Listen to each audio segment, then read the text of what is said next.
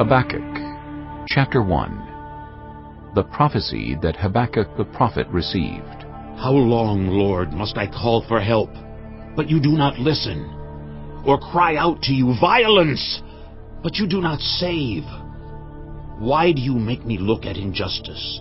Why do you tolerate wrongdoing? Destruction and violence are before me. There is strife, and conflict abounds. Therefore the law is paralyzed, and justice never prevails. The wicked hem in the righteous, so that justice is perverted. Look at the nations and watch, and be utterly amazed. For I am going to do something in your days that you would not believe, even if you were told. I am raising up the Babylonians, that ruthless and impetuous people who sweep across the whole earth to seize dwellings not their own. They are a feared and dreaded people.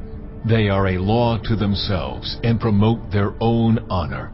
Their horses are swifter than leopards, fiercer than wolves at dusk. Their cavalry gallops headlong. Their horsemen come from afar. They fly like an eagle swooping to devour.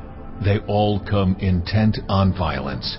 Their hordes advance like a desert wind and gather prisoners like sand. They mock kings and scoff at rulers. They laugh at all fortified cities. By building earthen ramps, they capture them. Then they sweep past like the wind and go on. Guilty people whose own strength is their God. Lord, are you not from everlasting? My God, my Holy One, you will never die. You, Lord, have appointed them to execute judgment. You, my rock, have ordained them to punish.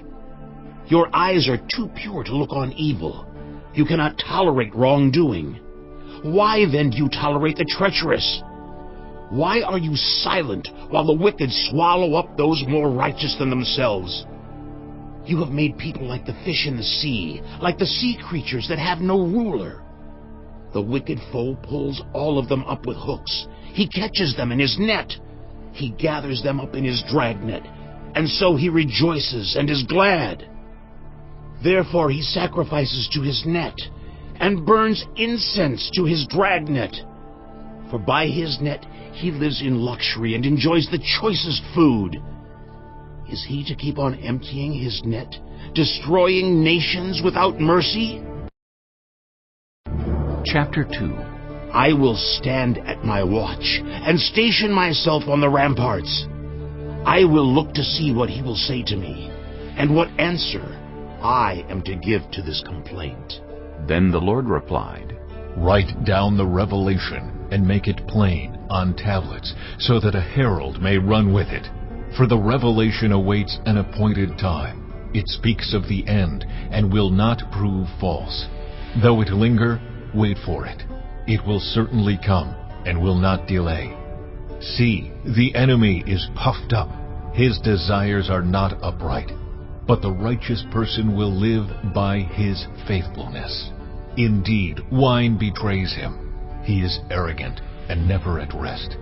Because he is as greedy as the grave, and like death is never satisfied. He gathers to himself all the nations and takes captive all the peoples.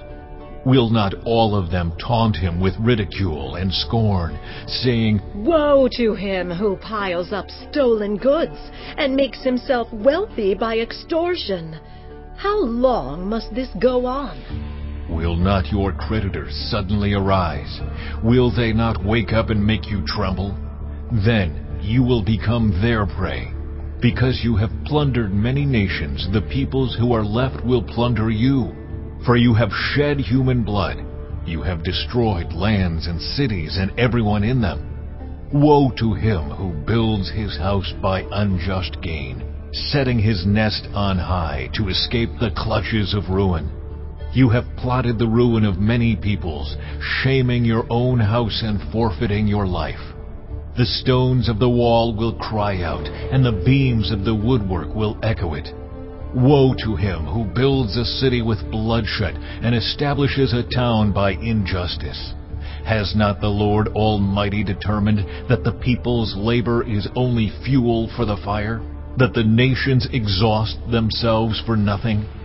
For the earth will be filled with the knowledge of the glory of the Lord as the waters cover the sea. Woe to him who gives drink to his neighbors, pouring it from the wineskin till they are drunk, so that he can gaze on their naked bodies. You will be filled with shame instead of glory. Now it is your turn. Drink, and let your nakedness be exposed.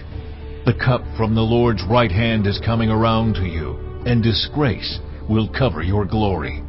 The violence you have done to Lebanon will overwhelm you, and your destruction of animals will terrify you. For you have shed human blood. You have destroyed lands and cities and everyone in them. Of what value is an idol carved by a craftsman, or an image that teaches lies? For the one who makes it trusts in his own creation.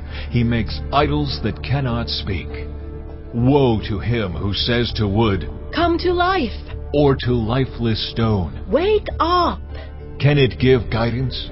It is covered with gold and silver. There is no breath in it. The Lord is in his holy temple. Let all the earth be silent before him. Chapter 3. A prayer of Habakkuk the prophet on Shigionoth. Lord, I have heard of your fame. I stand in awe of your deeds, Lord. Repeat them in our day. In our time, make them known. In wrath, remember mercy. God came from Teman, the Holy One from Mount Paran. His glory covered the heavens, and his praise filled the earth. His splendor was like the sunrise. Rays flashed from his hand, where his power was hidden. Plague went before him. Pestilence followed his steps. He stood and shook the earth. He looked and made the nations tremble. The ancient mountains crumbled, and the age-old hills collapsed. But he marches on forever. I saw the tents of Cushan in distress, the dwellings of Midian in anguish. Were you angry with the rivers, Lord? Was your wrath against the streams? Did you rage against the sea when you rode your horses and your chariots to victory? You uncovered your bow. You called for many arrows. You split the earth with rivers. The mountains saw you and writhed. Torrents of water swept by. The deep roared and lifted its waves on high. Sun and moon stood still in the heavens, at the glint of your flying arrows, at the lightning of your flashing spear. In wrath you strode through the earth, and in anger you threshed the nations. You came out to deliver your people, to save your anointed one. You crushed the leader of the land of wickedness. You stripped him from head to foot. With his own spear, you pierced his head when his warriors stormed out to scatter us, gloating as though about to devour the wretched who were in hiding. You trampled the sea with your horses, churning the great waters. I heard, and my heart pounded. My lips quivered at the sound. Decay crept into my bones, and my legs trembled. Yet I will wait patiently for the day of calamity to come on the nation invading us. Though the fig tree does not bud, and there are no grapes on the vines, though the olive crop fails, and the fields produce no food, though there are no sheep in the pen, and no cattle in the stalls, yet I will rejoice in the Lord. I will be joyful in God my Savior. The sovereign Lord is my strength. He makes my feet like the feet of a deer. He enables me to tread on the heights. For the director of music on my stringed instruments.